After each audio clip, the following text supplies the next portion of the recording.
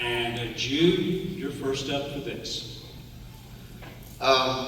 Again, I would appreciate your support. My stance is to keep Lincoln County as rural as possible.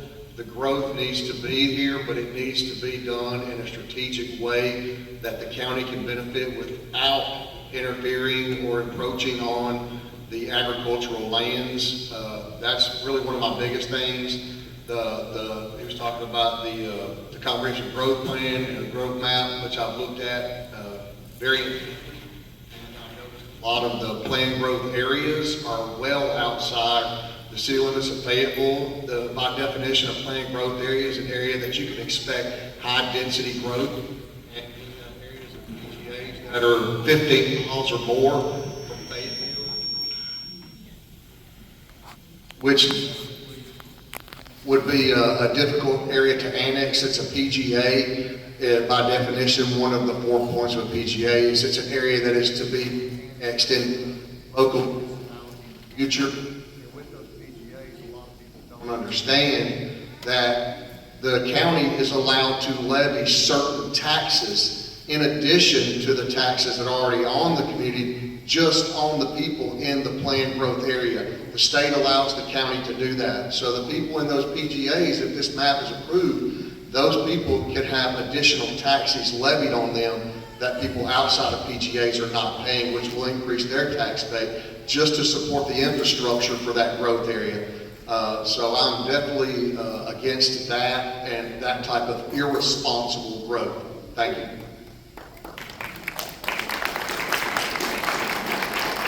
All right, Keith, would you like to make your closing statement? Thank you for coming tonight. Appreciate it. Again, my name is Keith Cencelweski. Appreciate your vote, 8th District, Commissioner for Lincoln County. I'm a no BS kind of person. I don't know if I portray that, but I'm going to tell you like it is. I'm going to speak my mind. I'm for the little guy. I'm the little guy. I'm like everybody else, I think. I didn't have things handed to me. I am not the smartest person up on this stage. There's some smart people up here and great folks. And thank you all for being here too and being part of this. But I can learn. I can invest my time and go to these things and have educated thoughts like anybody else. I graduated, got some college under my belt.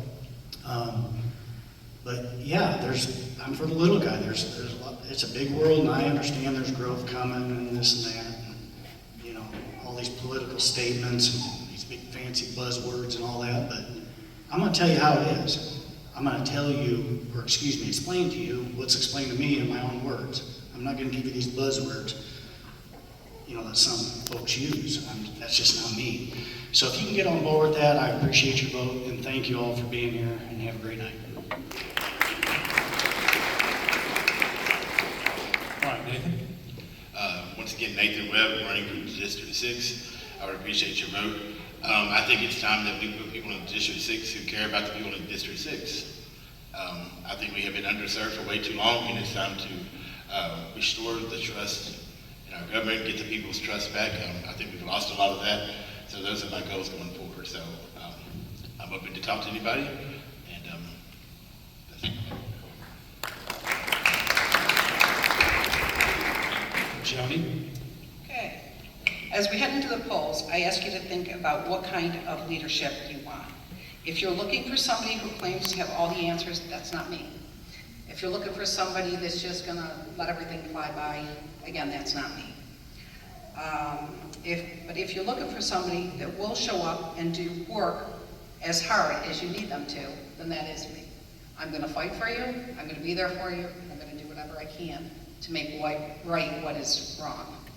I'm an advocate of family values, Christian beliefs, accountability, pro-Second Amendment, low taxes, term limits, election integrity, balanced budgets, fiscal conservative, parental and patient rights, as well as a firm supporter of the American First agenda. I am not a career politician, though. I'm your friend, your neighbor, mother, and a wife of better. I am tired of government reaching into my pocket without even asking. I have to live within a budget, and I believe the government should have to too. We made difficult decisions to move here, and we had the belief that this would be a community that we could be proud of, and I know that we can. But I'm terrified to see what I'm seeing in front of me, because this is what I've seen in the past in the communities in which I've lived. And I beg you, wake up.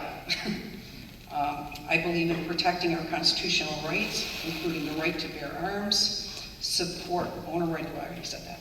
The campaign is about our community. It's about making sure that your voice is heard, your freedoms are respected, and your elected officials are accountable for every decision they make. Together, we can preserve what makes this community special while building a future our families can be proud of.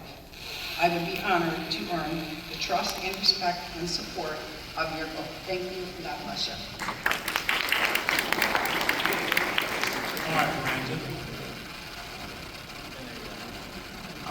It's been an honor and a privilege to have served you as a county commissioner for the past 4 years.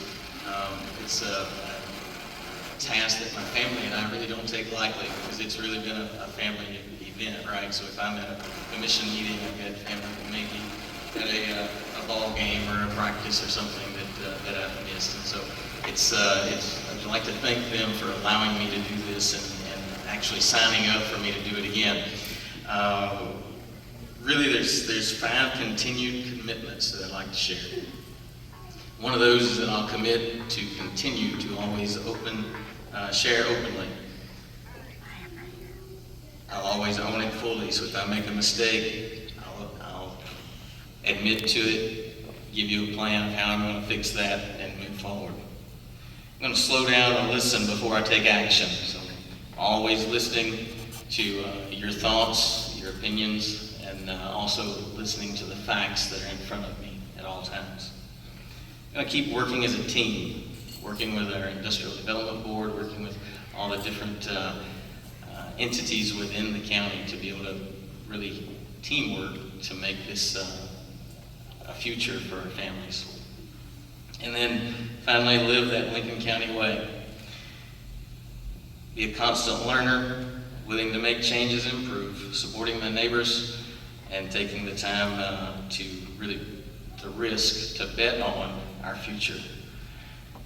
And then from that, there's one statement that I'd like to just, it's a Gaylord Nelson quote.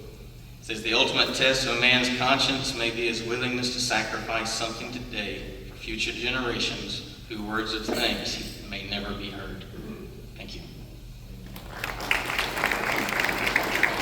And let's thank all of these candidates for putting themselves